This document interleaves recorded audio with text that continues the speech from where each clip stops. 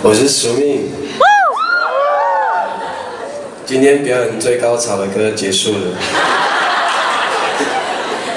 接下来都很安静了。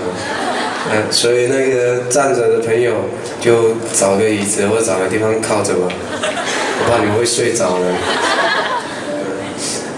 今天表演会唱比较多的我自己的主语的创作，然后这一次的巡回的表演其实是有一个想法的，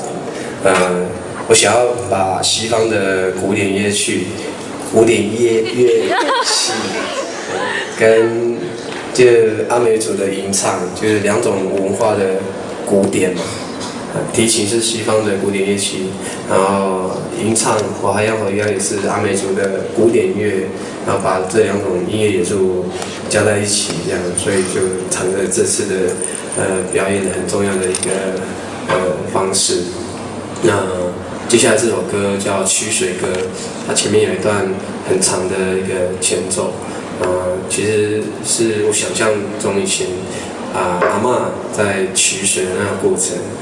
因为我看到我的祖母阿嬷，她就是还保有以前那种环保珍惜资源的那种生活的习惯，然后就写这首《曲水歌》。